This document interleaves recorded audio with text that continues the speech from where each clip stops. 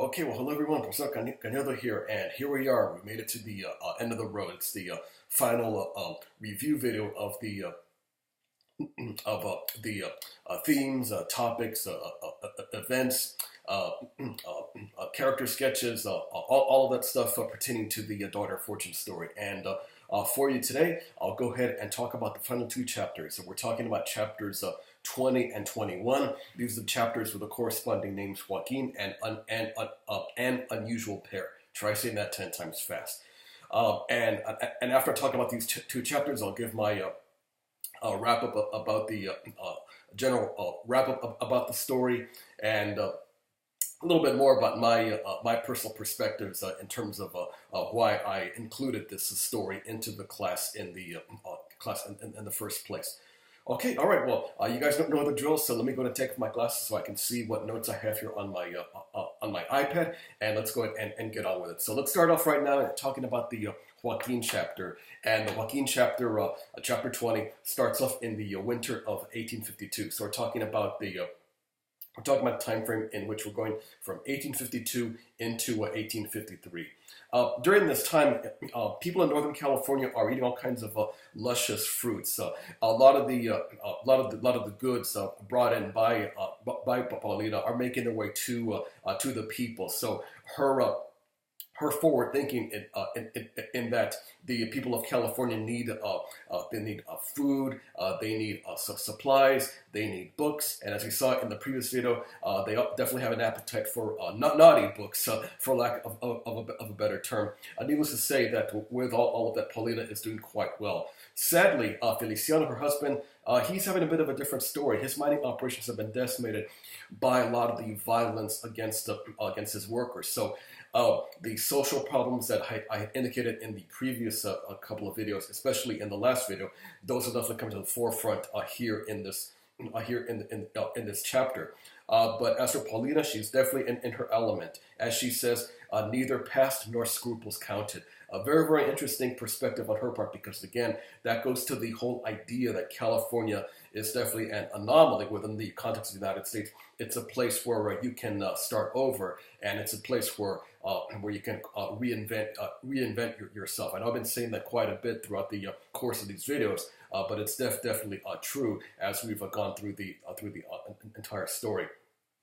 Paulina writes to her sisters stating that agriculture is the true gold of the region, and of course anybody with a good sense of California history, and undoubtedly if any of you take the History 124 class with me, this will definitely be a major theme, the growth of agriculture. And Paulina also goes on to add that this is a place where women can succeed. Now, let's see what happens with our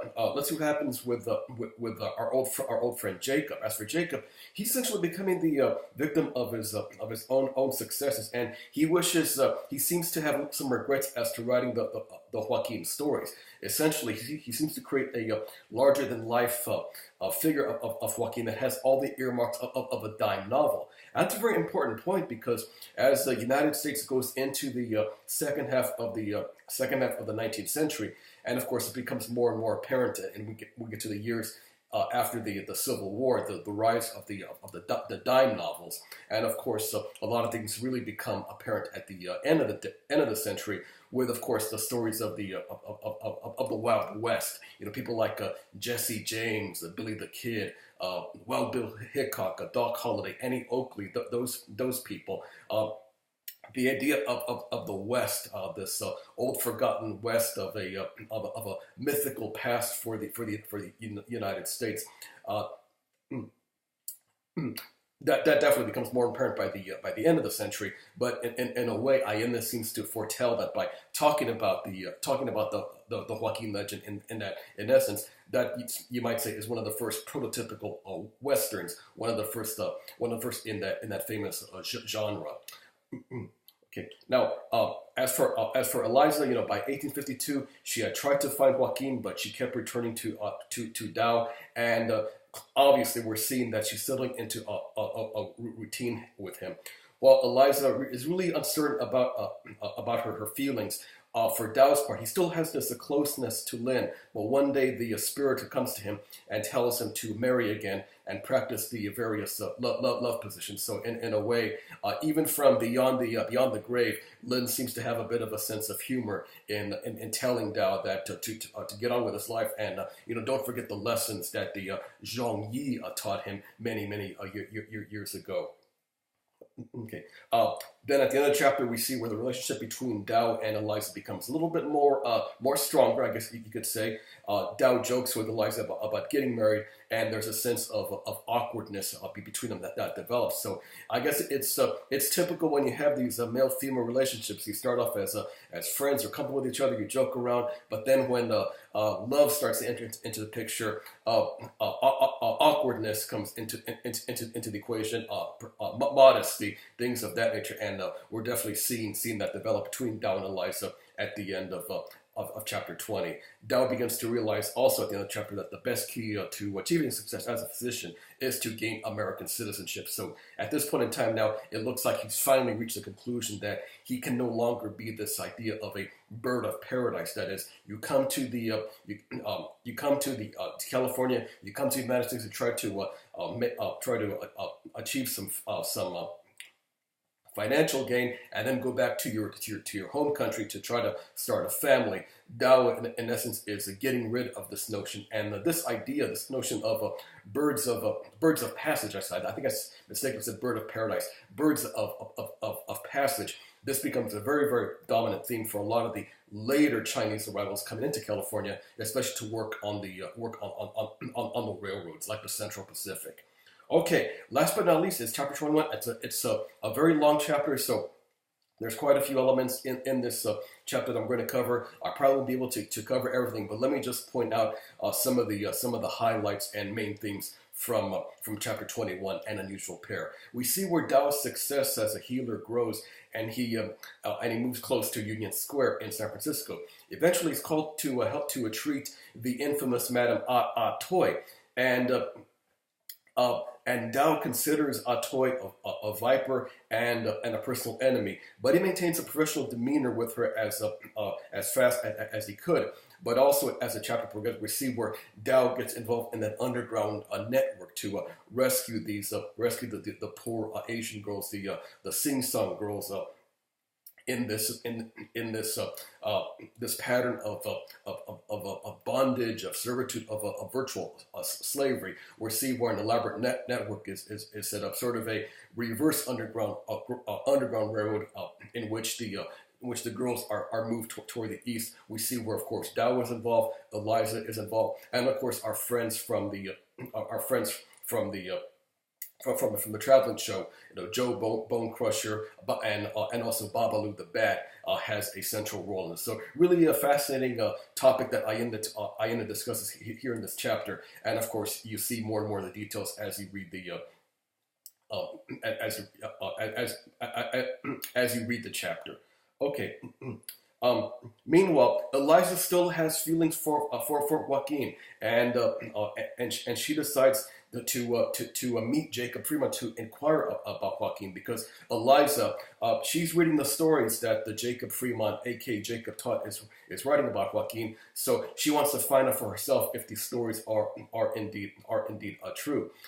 Eliza immediately recognizes him as Jacob Todd, and the conversation sadly goes nowhere. But Jacob realizes that it was Eliza that he was talking to. Eliza, of course, was still had disguised herself as a Chilean boy, as a Dao's assistant. So still toward the very end of the story, Eliza's notion of reinventing herself has her in disguise, in which she's still hiding her true identity, hiding her femininity. But at the end of the chapter, we see where she decides to break out of that and become a woman once again. Okay, all right. Let me see what else I should mention here. Okay. Okay, let's go back to Chile for a second in the story, because in Valparaiso, John Summers returns there, and he's exhausted by the demands of his boss, Paulina. Agustin del Valle, someone that we met very, very early in the story, had suffered a stroke, and he was no longer the awful, wicked, naughty, nasty man that it had been in his youth, but he was still a despot to his workers. So in a way, Agustin still represents that old guard, the old patron system that was evident in Latin America, in a lot of the and of course in the South American countries, in Chile, Argentina, those places. And that generation, his generation, is definitely dying out. And a new generation comes in, younger thinkers, younger business people, and of course a younger businessman. In this case, Paulina del Valle, in essence, comes in and takes the place of her father. Of her father.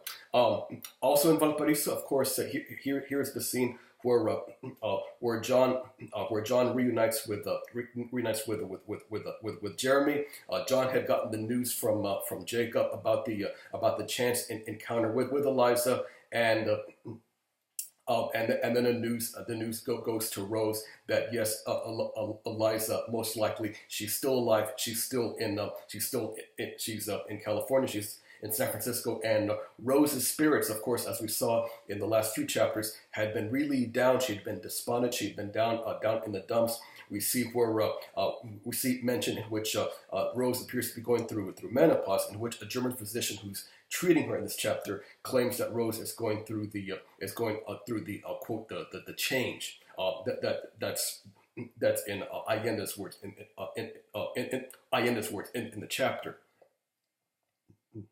Okay, and as the conversation continues between John and Jeremy, and of course the topic of Jacob Todd pops up. The topic of Jacob Todd pops up. Jeremy expresses astonishment that the United States is indeed a place for people to get a fresh start. So Jeremy Summers, who in essence is the prototypical fuddy-duddy, the stick in the mud, the stiff upper lip, British aristocrat type of personality. Even he seems to recognize that California is indeed a unique place in the annals of world history, of human history, of human political history, I guess is the appropriate term to mention. But again, before we leave Valparaiso and come back to California to wrap things up, I think the idea that Rose has gotten her energy back, she's got her old self again, leads one to wonder if maybe Allende is going to continue with the story of Rose. And I think some of you have picked up, and I touched upon this earlier in the semester. There is a sequel to Daughter Fortune. It's called Portrait in Sepia, and if anyone's interested in finding out what happens to all of these players in the story, definitely check out Portrait in Sepia. I haven't had a chance to check it out myself, but it's definitely going to be on the to-do reading list coming up into the new year. All right, let's get back to California, and we'll wrap things up with a chapter, and I'll wrap things up in talking about the entirety of the story.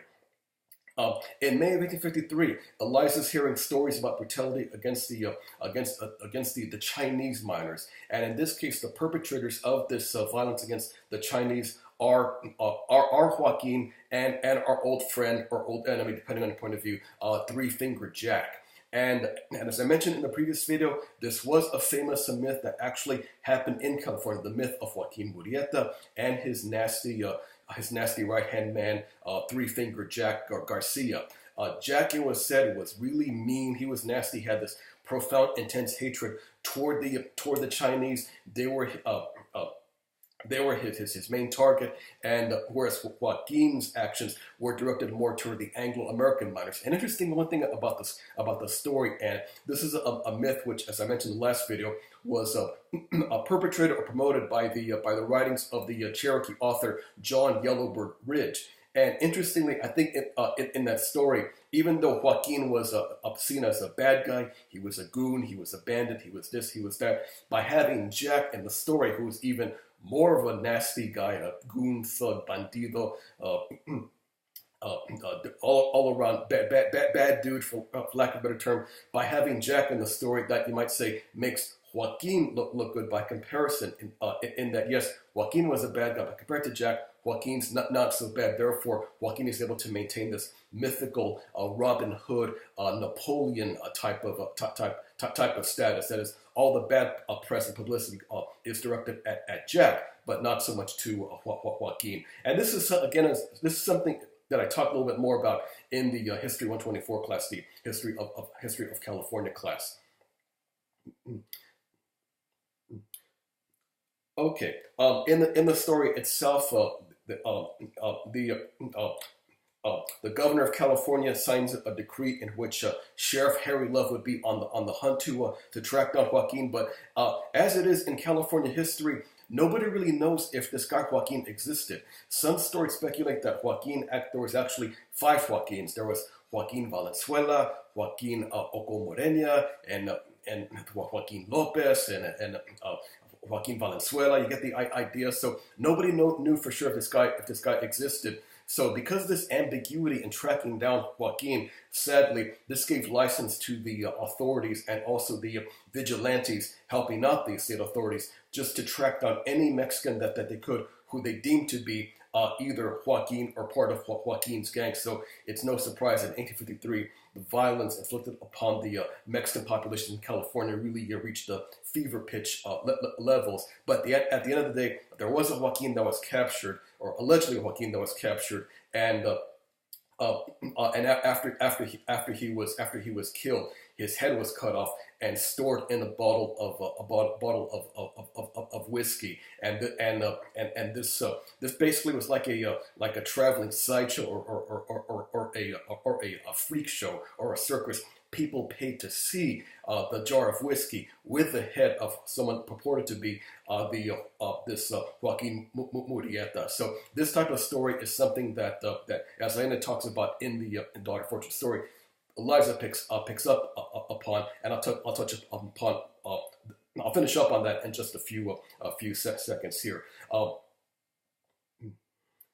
Okay. Oh, the other thing that Allende mentions too, of course, is we see the arrival of the courtesan, the lady by the name of Lola Montez. Apparently, this lady, Lola Montez, caused quite a sensation. She caused quite a scandal in in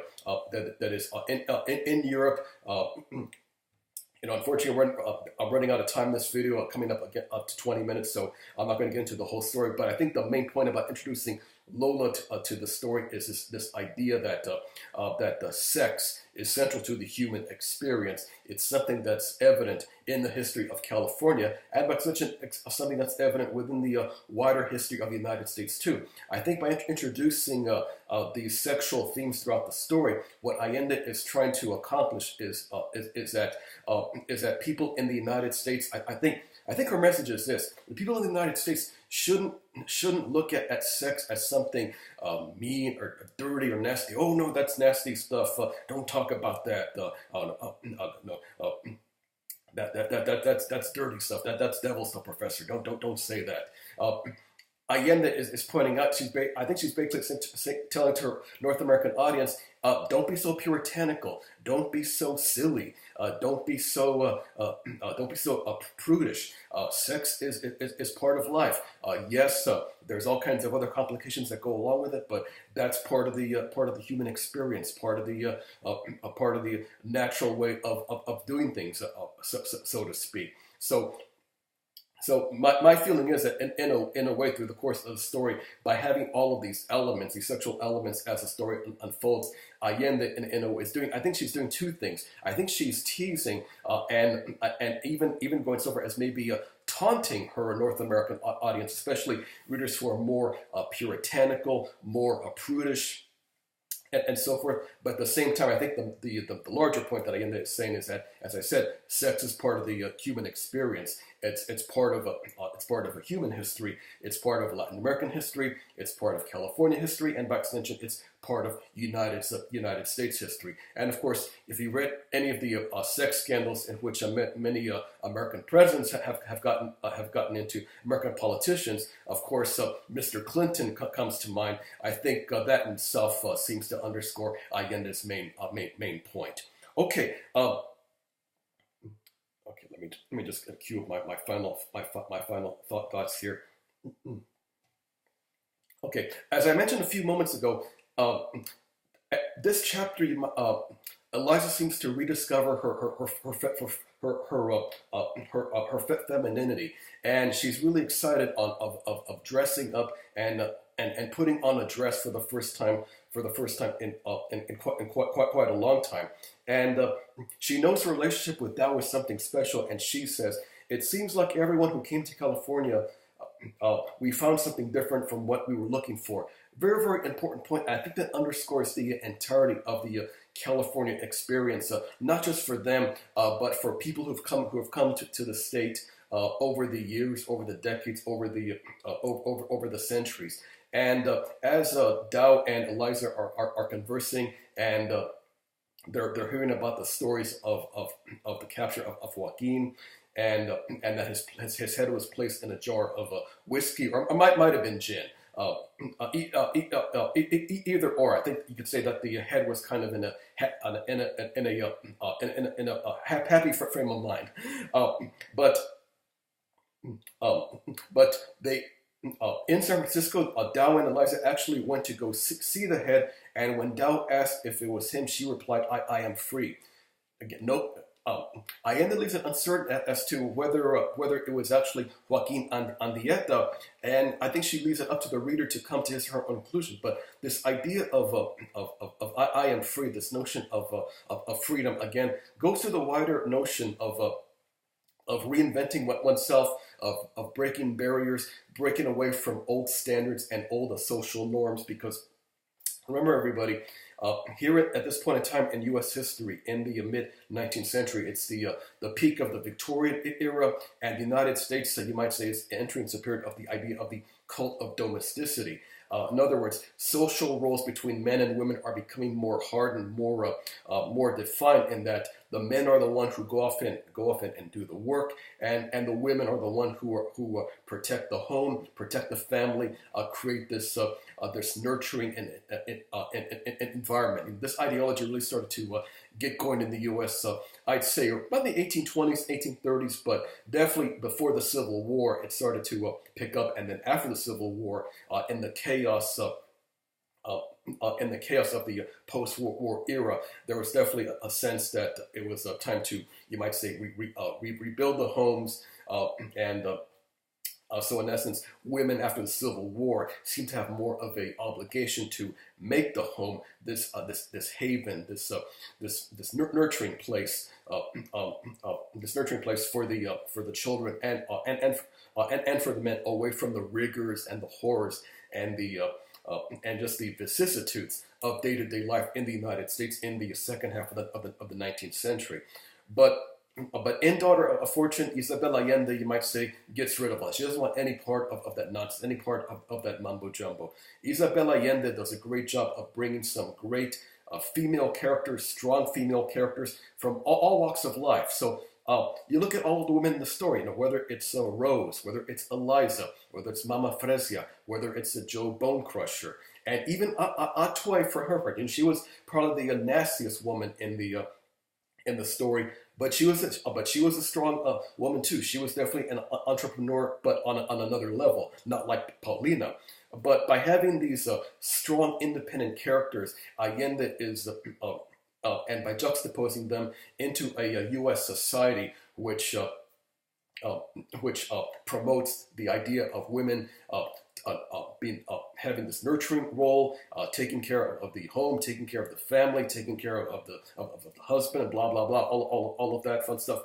Allende totally discards that, and she shows that even in the mid-19th century, women can be independent, women can have their own minds, and women can. And women can do things, and California is the place where they can make something of themselves. So I guess overall, one could make the observation that Daughter of Fortune is I guess you might say, a feminist, or maybe a post-feminist novel, which you might say takes traditional themes and turns them upside down within the context of 19th century American history. And And that's one reason I like the story, but I like, of course, the Latin American political and historical themes too, and of course the Asian themes and the European themes. So there's just so many levels and layers in terms of what the story is all about, and and I hope as you read the story, you've come across some of that, and you found this to be a really intriguing addition to the class, and that this is something that this book, whether it doesn't matter if you're